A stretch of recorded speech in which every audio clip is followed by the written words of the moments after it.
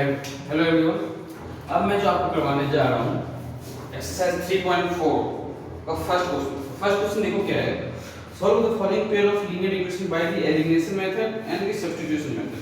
आपको जो question solve करना है वो एलिमिनेशन मेथड और सब्स्टिट्यूशन मेथड से सॉल्व करना है।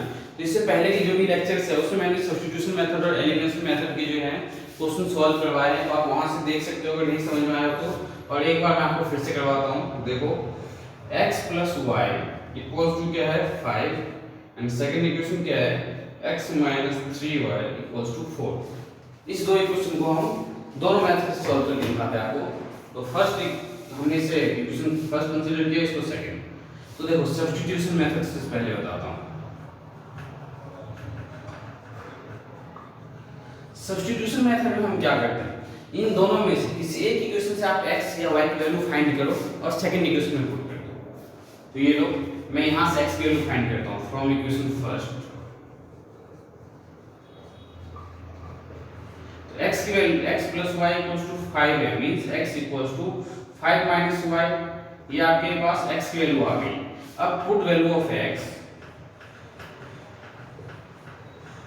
In second. जो हमने फर्स्ट में से फाइंड किया तो सेकंड में पुट करेंगे, और जब आप सेकंड में से फाइंड करोगे तो फर्स्ट में पुट करोगे। तो x की वैल्यू आपके पास क्या है 5 minus y, तो 5 minus y minus 3y equals to 4। तो 5 minus 4y equals to 4 minus 4y equals to 4 minus 5 minus 4y equals to minus 1 y equals to minus 1 by minus 4। तो minus minus cancel out. तो y की value क्या है आपके पास 1/4। Now put y equals to 1/4 इन, देखो ये जो आप x की वैल्यू फाइंड किया इसमें y पुट करना है, तो इसे हमें इक्वेशन 4th 5th कंसीडर कर सकते हैं, चाहे तो आप a कंसीडर कर लो, कोई प्रॉब्लम नहीं। मैंने इसे 4th पार्ट में, अब put value of y in 4th।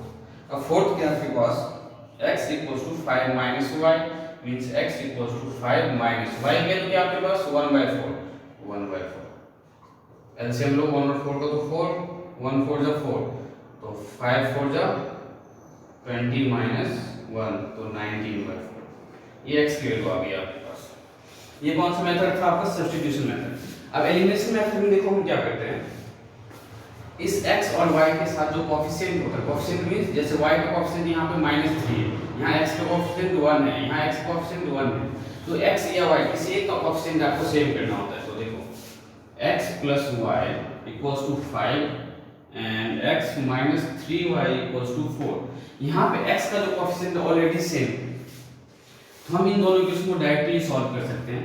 अब देखो जब सेम है, अगर इन दोनों इक्वेशन को मैं ऐड करता हूँ तो x एलिमिनेट नहीं होगा, और अगर मैं सब्ट्रैक्ट करता हूँ तो x एलिमिनेट हो रहा है। तो सब्ट्रैक्ट करो, माइनस प्लस माइनस, तो plus x minus x cancel out, y plus 3y, तो 4y इक्वल्स टू 5 माइनस 4 तो 1 मींस y इक्वल्स टू 1/4। अब ये y की जो वैल्यू आपके पास 1/4 है। नाउ पुट, इसे आपने इक्वेशन फर्स्ट कंसीडर किया है, now put y equals to 1/4 in first में पुट किया मैंने, तो x plus y equals to already 5 आपके पास, तो x plus 1/4 equals to 5 means x equals to 5 minus 1/4।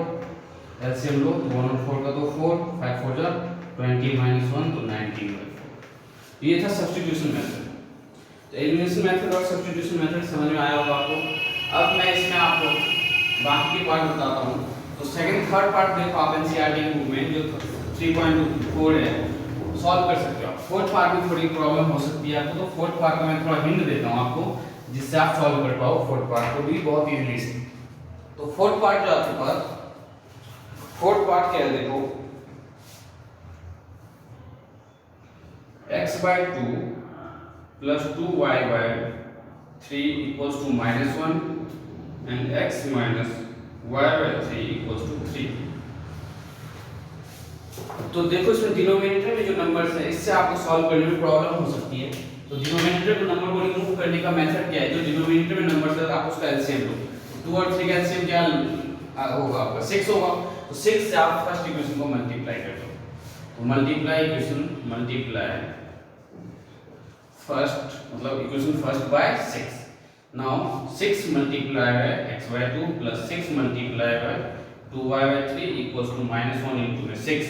तो 2 3 जा 6, तो 3x प्लस 3 2 जा 6, तो 2 2 जा 4y इक्वल्स टू -6। अब इससे हमने इक्वेशन सेकंड कंसीडर कर लिया। ये तो स्टैंडर्ड फॉर्म में हो गया है। अब इसे चेक करो आप, इसमें y के साथ 3 है डिनोमिनेटर में, तो इस इक्वेशन में आपको क्या करना है, मल्टीप्लाई बाय 3। जब 3 से मल्टीप्लाई करोगे तो सारे टर्म को मल्टीप्लाई करना होता है। तो 3 into में x तो 3x माइनस 3 into में y by 3 equals to 3 into में 3, तो 3x minus y equals to 9। इसे हमने इक्वेशन थर्ड कंसीडर कर लिया। अब इक्वेशन सेकंड और इक्वेशन थर्ड को आप सब्स्टिट्यूशन मेथड से, एलिमिनेशन मेथड से, जिससे चाहे आप उसे सॉल्व कर सकते हो। तो एक्सरसाइज 3.4 का जो फर्स्ट क्वेश्चन है वो मैंने ऑलरेडी आपको बता दिया है। इसका क्वेश्चन नंबर सेकंड जो है अब मैं आपको करवाने जा रहा हूं। तो सेकंड क्वेश्चन जो है उसके सारे पार्ट इंपॉर्टेंट है, तो आपको सारे के सारे पार्ट पे ध्यान देना है। बहुत ज्यादा इंपॉर्टेंट है ये सेकंड क्वेश्चन के जो पार्ट्स हैं उसको ध्यान से समझना।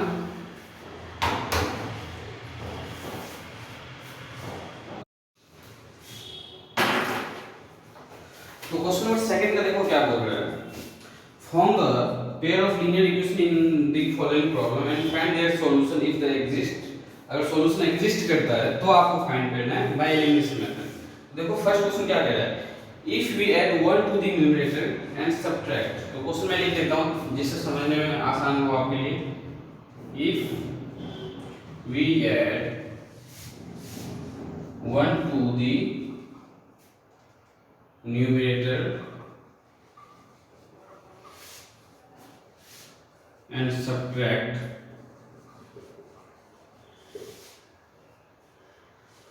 1 from the denominator,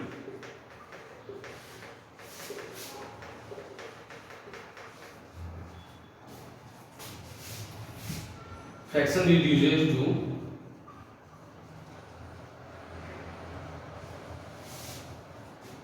one,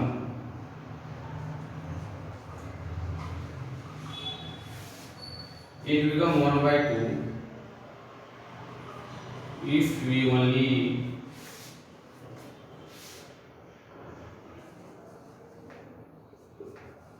to the denominator. Find the fraction.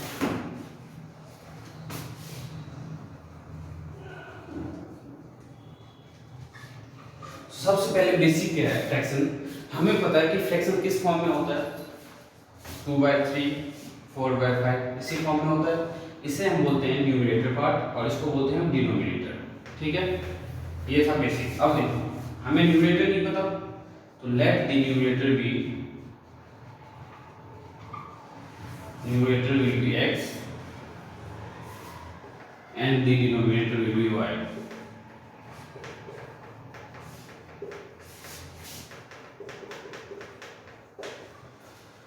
तो फ्रैक्शन किस फॉर्म में, x by y के फॉर्म में होता है। अब देखो कंडीशन क्या है, if we add 1 to the numerator में 1 ऐड करना है तो 1 ऐड किया हमने, and subtract 1 from the denominator में से 1 सब्ट्रैक्ट करना है, then the fraction reduces to 1। तो फ्रैक्शन जो है रिड्यूस होकर 1 बन रहा है, तो मींस 1 by 1 ले लो, आप कोई प्रॉब्लम नहीं है। अब देखो ये आपका फर्स्ट इक्वेशन है। अब इसे कैसे सिंपलीफाई करोगे, तो आप इसे क्रॉस मल्टीप्लाई करो। क्रॉस मल्टीप्लाई करोगे 1 के साथ, x plus 1 equals to y minus 1, then x minus y plus 1 equals to 0, x minus y plus 2 equals to 0। ये आपका फर्स्ट इक्वेशन फॉर्म हो गया। नाउ it become 1 by 2, फिर से फ्रैक्शन लो आप x by y। अब हमें क्या करना है, it become 1 by 2 if we only add 1 to the denominator, means अब डिनोमिनेटर में only 1 ऐड करना है। 1 हमने डिनोमिनेटर में ऐड किया तो फ्रैक्शन क्या बन रहा है, 1 by 2 equals to 1 by 2। Now cross multiply कर दो तो 2x equals to y plus 1, तो 2x minus y minus 1 equals to 0। ये आपका है सेकंड इक्वेशन। अब इस फर्स्ट और सेकंड इक्वेशन को आप सब्स्टिट्यूशन मेथड से या एलिमिनेशन मेथड से, जिससे भी चाहे आप सॉल्व कर सकते हैं। तो क्वेश्चन नंबर सेकंड का जो सेकंड पार्ट है ये इंपॉर्टेंट है, ध्यान से समझना। इससे पहले वाले एक्सरसाइज में भी एज वाले क्वेश्चंस है तो वो भी सॉल्व कर सकते हो आप, अगर पीछे के एक्सरसाइज के क्वेश्चन समझ में नहीं आया हुआ है तो पहले आप इसे समझने की कोशिश करो। देखो 5 years ago, मतलब 5 साल पहले, Noori was thrice as old as Sonu. Noori जो है थ्राइस था किसका, सोनू के एज का, मतलब 3 टाइम्स था। 10 years later, मतलब 10 साल बाद, नूरी विल बी ट्वाइस। नूरी जो है ट्वाइस होगी किसके एज का, सोनू के एज का। तो हमें दोनों का जो है एज नहीं पता, तो कभी भी एज के जब क्वेश्चन आए तो हम उसमें क्या करते हैं, कभी भी एज कंसीडर नहीं करते, हम प्रेजेंट एज कंसीडर करते हैं। तो let the present age, let the present age of Nuri be x years. Let the present age of Nuri be x years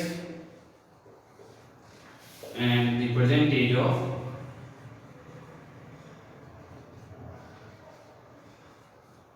Sonu be y years. Now अब देखो 5 years ago, तो 5 years ago age find करो, 5 years ago नूरी का as, 5 years ago जो नूरी का as होगा, मान लो let's say आपका एज अभी 10 years है, आज से 10 साल 5 साल पहले आपकी एज क्या होगी, 5 years, सिमिलरली नूरी की एज क्या हो जाएगी, x minus 5 years and Sonu का जो एज है वो y minus 5 years। अब इन दोनों को जो बैलेंसिंग करते हैं, बैलेंसिंग में सबसे ज्यादा प्रॉब्लम आती है क्लास 10 के बच्चों को, ये देखो x minus 5 equals to y minus 5। आप क्वेश्चन को फिर से रीड करो, नूरी 5 years ago Noori was thrice, नूरी क्या थ्राइस है, किसके एज का, सोनू के एज का, तो सोनू का एज क्या है ये, तो आप इसमें 3 से मल्टीप्लाई करो, x minus 5 equals to 3y minus 15, x minus 3y minus 5 plus 15 equals to 0, means x minus 3y plus 10 equals to 0। ये फर्स्ट इक्वेशन आपने फाइंड कर लिया।